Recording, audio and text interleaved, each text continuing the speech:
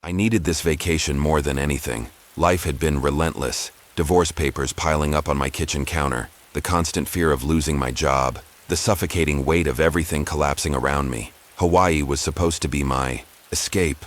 Sun, sand, and silence. No emails, no calls, just me and the ocean, trying to remember who I was before everything fell apart. When I found the Airbnb listing, it felt like fate. A 2-bedroom beachfront house for just $100 a night. The photos showed polished hardwood floors, an open concept living room, and massive windows framing the ocean like a painting. The reviews were sparse but glowing. Perfect getaway. 1. Dead.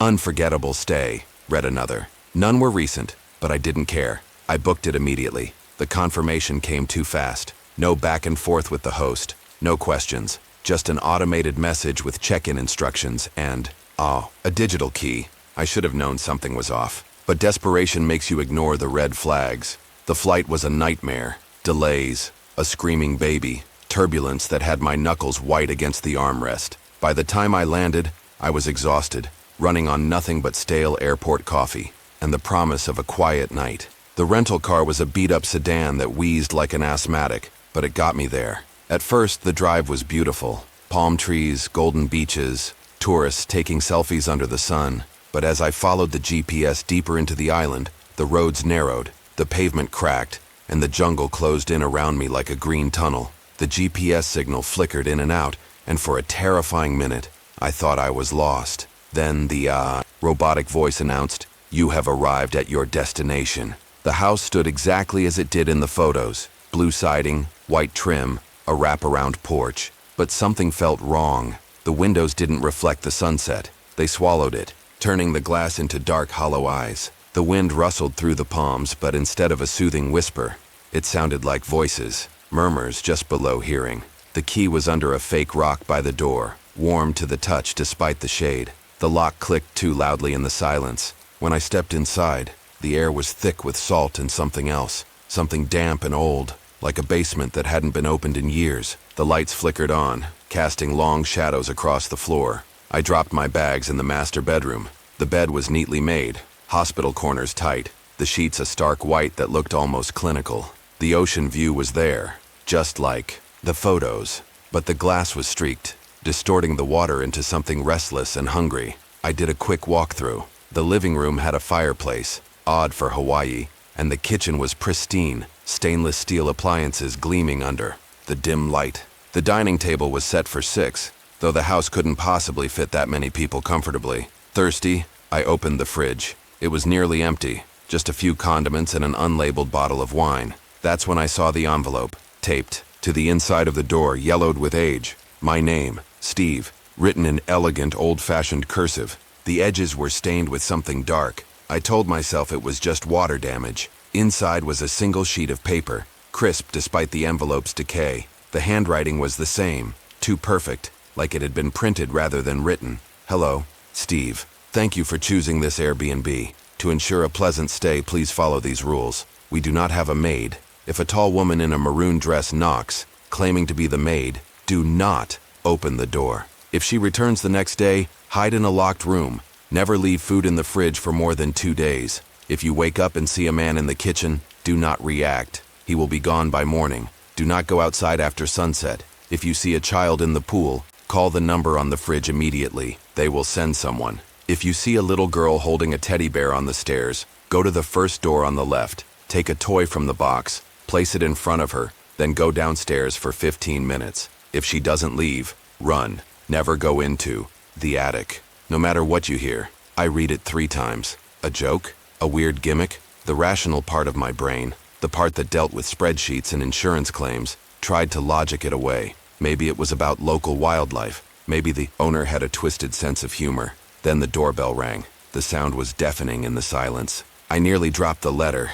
Through the peephole, she stood there, tall, face hidden under a wide-brimmed hat, her maroon dress swaying though there was no wind. "Sir, I'm the maid. I'm here to clean." Her voice was pleasant, professional, but something about it was wrong. The cadence too slow, the words too deliberate. "There must be a mistake," I called through the door. "I wasn't told about any maid service." Silence. Then, "I need to clean. The house needs cleaning. Let me in." Her voice had changed. Lower, rougher. like something forcing itself to sound. Human. The knocking started again. Not polite taps, but pounding, each hit shaking the door in its frame. I stumbled back, falling hard onto the floor. The pounding didn't stop.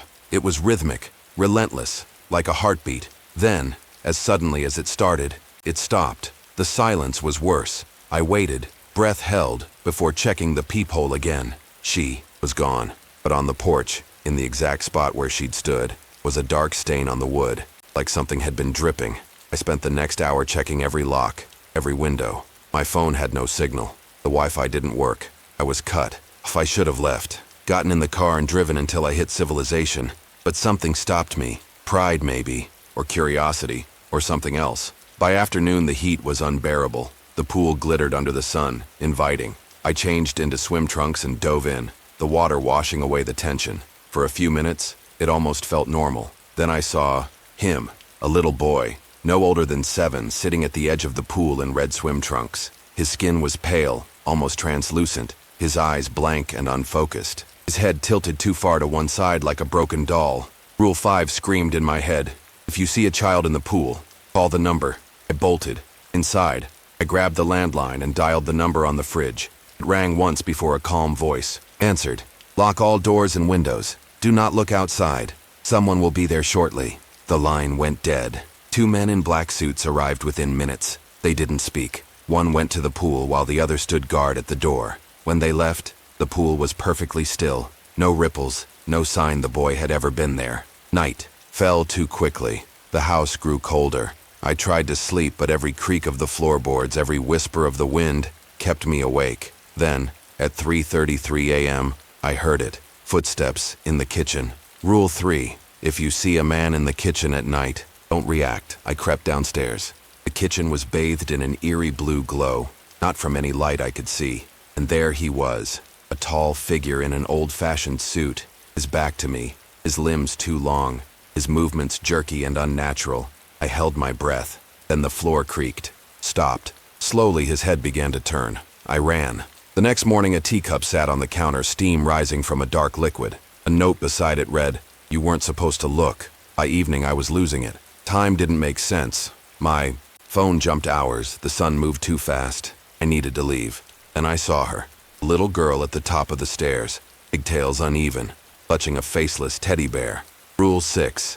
I grabbed a toy from the box in the left room, a small boat that felt like bone, and set it at her feet. She didn't move. Her head tilted, and she smiled. Run. I barely made it outside before realizing it was already dark. From the attic, something laughed. Last thing I saw before peeling out of the driveway was the maid, the boy, and the girl, all watching from the windows. I never checked out, but the receipt says I'm still there.